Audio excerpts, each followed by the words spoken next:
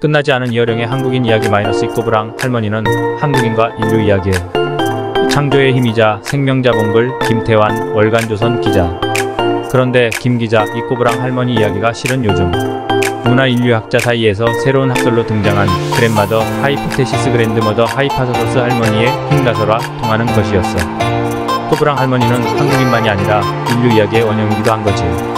어깨를 한번 으쓱하더니 선생은 이 대목부터 한결 낭낭한 목소리로 말했다. 인류만이 할머니가 있어요. 침팬지에게 할머니라는 존재가 있나요? 인간만이 폐경기가 되어도 존재하는 게 할머니지. 그래서 코끼리를 제외하면 인간만이 유일하게 할머니가 아이 낳고 손주 기르는 걸 도와주는 역할을 해. 엄마는 일상으로 빨리 돌아갈 수 있게 되어 연년생을 둘 수 있게 되었고 인구가 급속히 불어날 수 있었어. 모두 우리 할머니 덕이지. 침팬지는 애미어미가 4년간 애를 껴안고 살아야 하니까 생식 주기도 오래 걸려. 그게 바로 늘 내가 이야기하는 생명자본이고 바이오필리아야. 젊어서 출산하고 늙으면 애를 받아 산육을 돕는 할머니의 자랑스러운 생명 파워. 이것이 인간을 오늘의 존재로 진화시킨 힘이라는 것이지. 바이오필리아 BIOPHILIA는 자연과 생명에 대한 인간의 본능적인 사랑을 의미하는 말이다. 늙고 병들고 생산도 못하고 지팡이를 짚어야 겨우 다니는 그 꼬부랑 할머니도 우주의 창조를 낳는 공간, 그 거대한 상징을 가졌던 거야.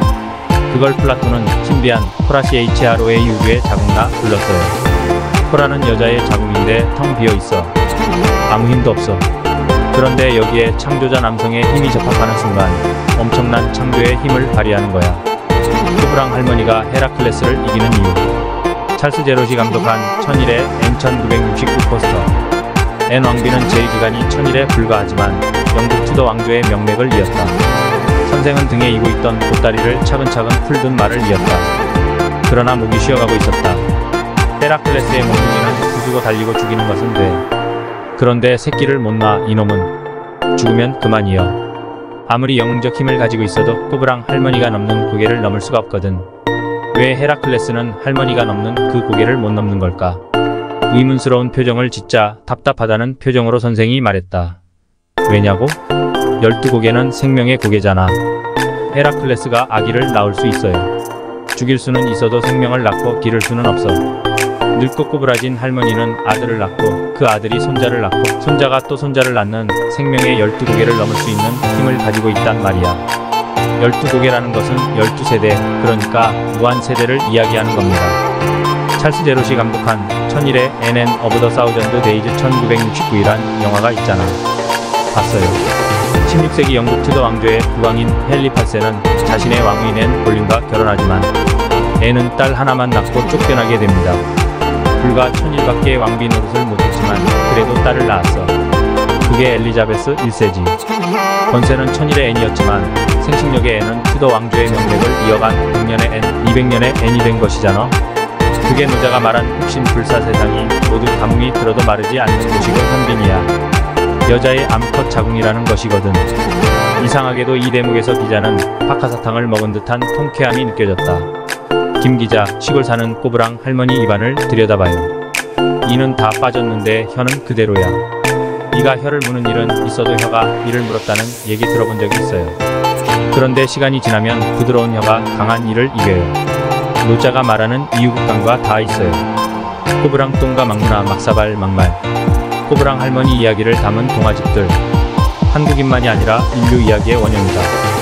선생이 말하는 인류 역사의 원형이 그 시작이 꼬부랑 할머니에서 비롯된다는 이야기가 즐겁기도 하고 놀랍기도 했다. 옛날 옛적 보리장 옛말에와 같은 인류 최초의 할머니인 꼬부랑 할머니는 21세기 이야기 속에서 그것도 한국에서 여전히 존재한다는 것이다. 선생의 계속된 말이다. 꼬부랑 할머니라는 것은 아담과 이브의 미토콘드리아 같은 최초의 할머니야. 그 시원의 형상이 남아있는 개. 우리의 상징계 속에서는 딴 동요 다 잊어버려도 지금도 아이들이 부르는 꼬부랑길 이야기란 거지. 그런데 그 할머니가 뭘 해? 꼬부랑 똥을 넣어. 배설한다고.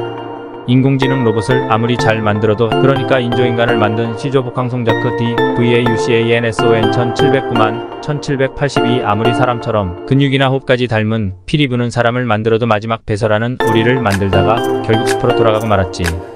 똥 누는 로봇 오리는 못 만들어. 생명이 뭐야? 먹고 사는 거야. AI나 기계는 생명이 없어. 하지만 아이가 자라나 어른이 되고 점점 자연에서 멀어지면서 똥이니 욕이니 나쁜 것처럼 여기잖아. 그래도 그 욕이 꼬부랑 할머니의 세계로 들어서면 욕쟁이 할머니가 되고 금기가 현실 공간에서 시민권 대접을 받잖아. 또 막문화로 막사발, 막걸리, 막말. 정사에서 벗어난 막 이야기가 우리 토박이 문화에서는 생명력과 독창성을 지니고 있어요. 어쩌면 세계가 열광하는 BTS 방탄소년단의 몸짓도 정형화된 틀에서 벗어난 막춤의 전통과 관련 있지 않을까. 꼬부랑 고개를 꼬부랑꼬부랑 넘는데 선생은 꼬부랑 할머니의 창가인 꼬부랑길 이야기를 들려주었다. 이 노래는 끝이 없는 네버엔딩 스토리였다. 많은 버전이 있지만 우리의 상징계의 원형을 이루는 꼬부랑 할머니 이야기는 이렇게 끝나.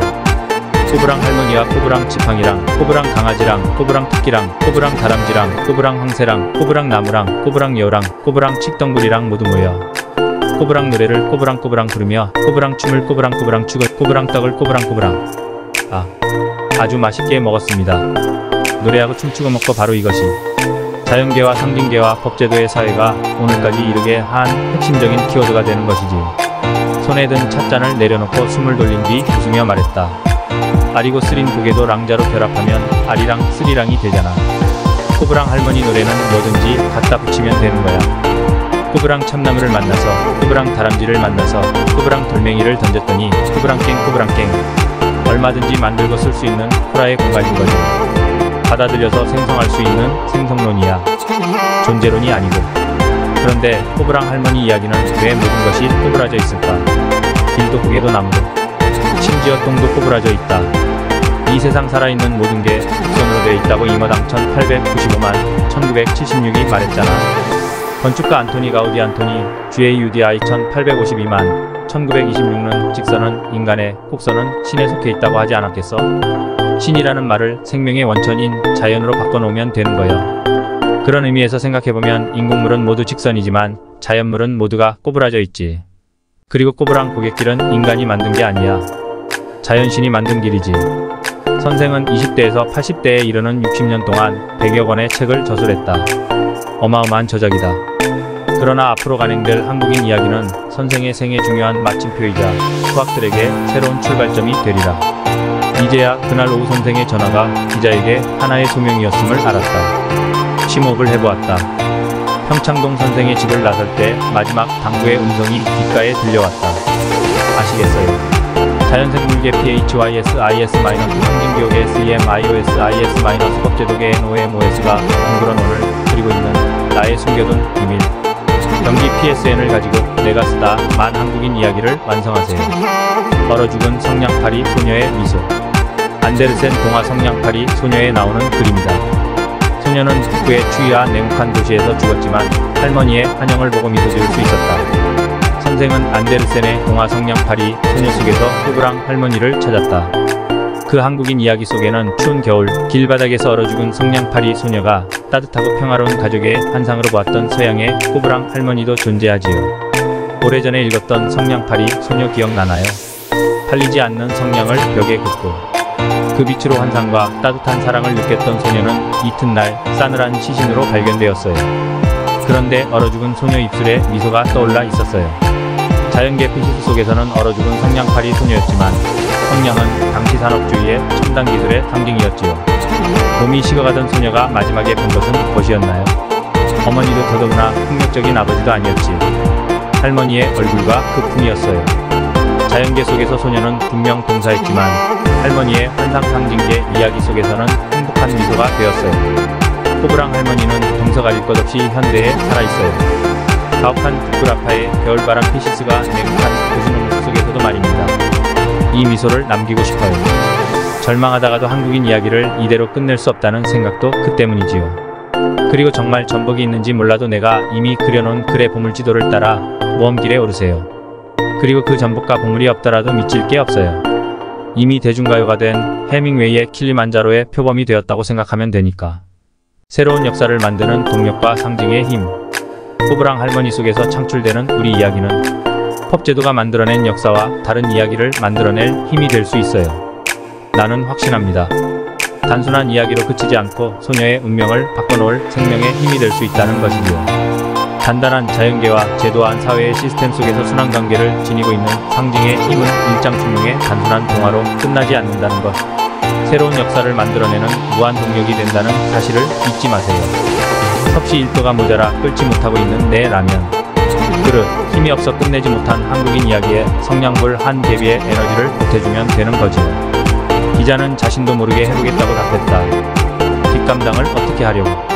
그러나 기꺼이 동행자가 되어줄 젊은 친구들의 얼굴이 떠올랐기 때문이다.